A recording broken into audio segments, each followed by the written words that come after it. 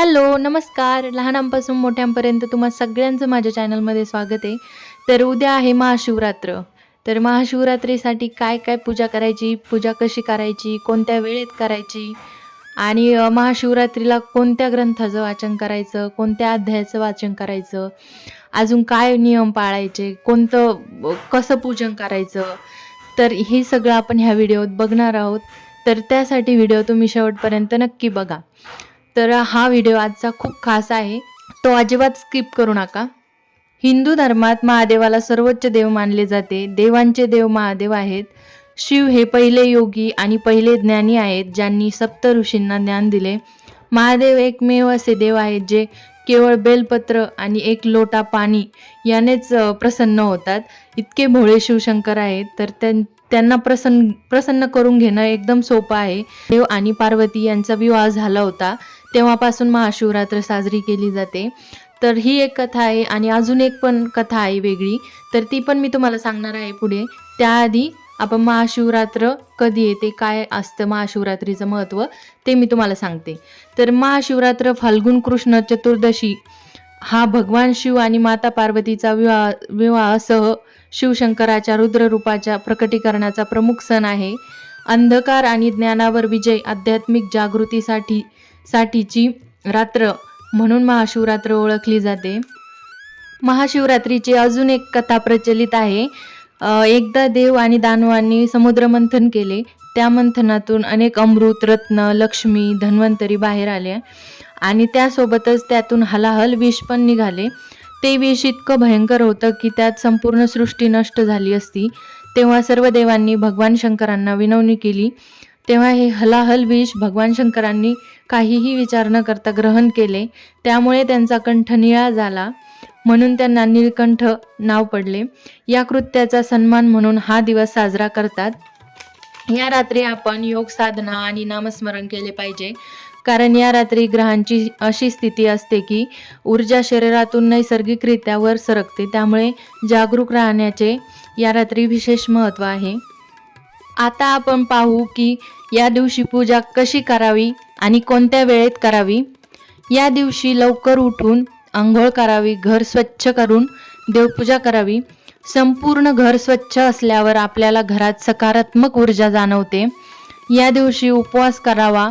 तुम्ही या दिवशी फळं, दूध किंवा दही खाऊ शकता. ज्यांना नाही जमणार ते साबुदाणा खिचडी खाऊ शकतात. आता आपण पूजेचं साहित्य पाहू. आपल्याला पंचामृत करून घ्यायचं आहे. त्यासाठी दूध, दही, साखर, तूप आणि मध एकत्र करून घ्यायचे आणि मग आपलं पंचामृत तयार होतं. तुम्हाला जमेल तसं पंचामृताने किंवा दुधाने किंवा पाण्याने अभिषेक करू शकता. अजून आपल्याला बेलपत्र, फुलं, धूप, दीप, चंदन, अक्षदा, धोत्र्याचं फूल, फळ घेऊन पंचोपचारे पूजा करायची आहे. या दिवशी तुम्ही रुद्राभिषेक करू शकता. त्याचे या दिवशी खूप जास्त महत्त्व आहे. पूजा करताना ओम नमः शिवाय या जपाचा किमान 108 वेळा तरी जप करावा. आता आपण पाहू पूजा कोणत्या वेळेत करावी. शिवरात्रीला 4 प्रहर पूजा असते. पहिला प्रहर संध्याकाळी 6 ते 7च्या दरम्यान. दुसरा प्रहर रात्री 9 ते 12च्या दरम्यान तुम्ही पूजा करू शकता.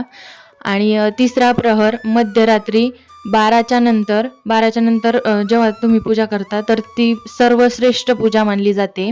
सगळ्यात जास्त कोणती चांगली वेळ आहे तर ती 12च्या नंतर मध्यरात्री. त्या दिवशी खूप महत्त्व आहे त्या पूजेला. तर चौथा प्रहर पहाटे 3 ते 5 या ब्रह्ममुहूर्ताच्या वेळी आहे. तुम्ही यापैकी कोणत्याही वेळेत पूजा करू शकता, पण मी जसं म्हणलं तसं श्रेष्ठ मध्यरात्रीची पूजा आहे. शक्य असेल तर नक्की करावी, खूप फलदायी आहे. सगळ्यात महत्त्वाचं या दिवशी मंत्र जप, ध्यान, शिवस्मरण, सात्विक विचार, दान, पुण्य, गरजूंना मदत करावी. पूजेच्या विधीपेक्षा मनात देवाप्रती भाव असणं महत्त्वाचं आहे. मन शुद्ध पाहिजे, श्रद्धा खरी पाहिजे. महादेव नक्की आशीर्वाद देतात. असं असल्यावर या दिवशी दुसऱ्याविषयी वाईट विचार करू नये, कोणाचीही निंदा करू नये. असं म्हणतात की सगळ्यात मोठं पाप जर कोणतं असेल तर दुसऱ्याची निंदा करणं हे आहे. त्यामुळे कोणाचंही पाप आपण घेऊ नये, कारण निंदा केल्यावर आपण ज्या व्यक्तीची निंदा करतो त्या व्यक्तीचं पाप आपल्याला लागतं आणि आपण जेवढी त्याची निंदा करू तेवढं त्याचं पाप संपत असतं. तर त्यामुळं आपण कधीही कोणाची निंदा करू नये. तर या दिवशी तर करूच नये, कारण या दिवशी आपण जेवढं आपल्याविषयी चांगलं बोलू, सकारात्मक बोलू तर ते घडत असतं. त्यामुळं या दिवशी चांगलेच विचार करायचे, शिवस्मरण करायचं, चांगला दिवस घालवायचा. महाशिवरात्रीच्या दिवशी ज्यांना शक्य असेल त्यांनी शिवलीला अमृत या ग्रंथाचं पारायण अवश्य केलं पाहिजे, कारण या दिवशी शिवलीला अमृत ग्रंथाचं पारायण करणं खूप गरजेचं पण आहे आणि खूप फलदायी पण आहे. तर ज्यांना पण शक्य आहे त्यांनी अवश्य केलं पाहिजे.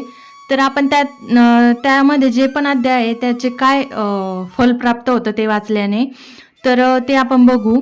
तर अध्याय पहिला शिवलीला अमृतचा, तर तो जर आपण वाचला तर पूर्व पापांचा नाश होतो आणि पुण्यकृत्य घडू लागतात आपल्याकडून.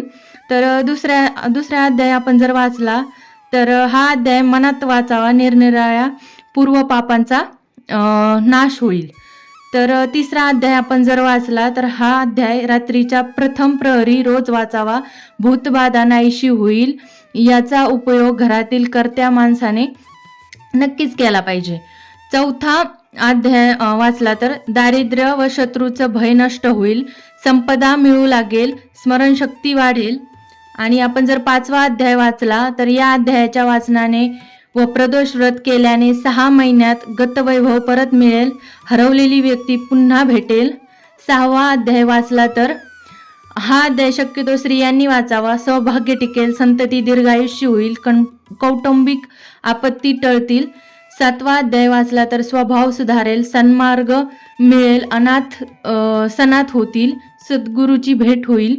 आठवा अध्याय वाचला तर यश, विजय, बंधमुक्ती, दास्यमुक्ती व शिवकृपा होईल. नववा अध्याय वाचला तर पूर्वजन्मातील धागेदोरे जुळून ऋणानुबंध फिटतील, पूर्व पापाचा नाश होईल. 10वा अध्याय वाचला तर विवाहित निपुत्रिक दाम्पत्याला अपत्य प्राप्ती होईल. हा अध्याय सायंकाळी दाम्पत्याने सतत बरोबरच वाचावा, याचा 1 वर्ष पाठ करावा. 11वा अध्याय वाचल्याने रुद्राध्यायाचे पाठा इतके याचे महत्व आहे. दुर्भाग्य दूर होईल, वैभव प्राप्त होईल.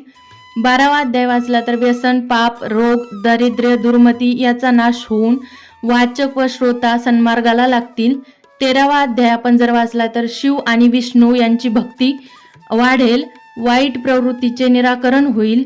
14वा अध्याय आपण जर वाचला तर घरात शांती नांदेल, गृहस्थाश्रम सफल होईल, अतिथी प्रसन्न होईल. 15वा अध्याय आपण जर वाचला तर धर्मश्रद्धा वाढेल, गुरुकृपा होईल, वेदांत ज्ञान सुलभ होईल. तर असे हे अध्यायाचे महत्व आहे. तर सगळ्या अध्यायाचे खूप जास्त महत्व आहे, त्यातली त्यात 11वा अध्याय खूप जास्त महत्वाचा आहे. जर आपल्याला शिवलीला अमृत पारायण करायला शक्य नसेल तर कमीत कमी या दिवशी शिवलीला अमृत या ग्रंथाचा 2रा अध्याय, ज्यामध्ये शिवरात्रीचं महात्म्य आहे आणि व्याधाची कथा आहे, तर तो अध्याय तुम्ही नक्कीच वाचला पाहिजे.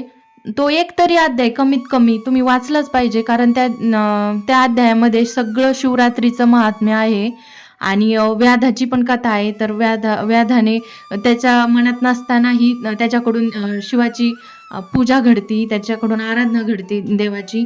त्याच्या मनात नसतानाही त्याच्याकडून फक्त बेलाची पानं खाली पडतात झाडाची, तर तेवढ्या यानेच त्याला देव प्रसन्न होतात. तर देव खूप भोळे आहेत, महादेव खूपच जास्त भोळे आहेत. तर तुम्ही अशी पूजा नक्की करा. तुम्हाला हा व्हिडिओ कसा वाटला, ही मी दिलेली माहिती तुम्हाला कशी वाटली, तुम्हाला काही शंका असतील किंवा काही अजून जाणून घ्यायचं असेल तर तुम्ही मला कमेंट करा. आणि तुम्हाला हा व्हिडिओ आवडला असल्यास व्हिडिओला लाईक करा, शेअर करा आणि कमेंटमध्ये हर हर महादेव नक्की लिहा. तर भेटूयात अशा छान छान नवनवीन माहितीदायक व्हिडिओसोबत. तोपर्यंत हर हर महादेव.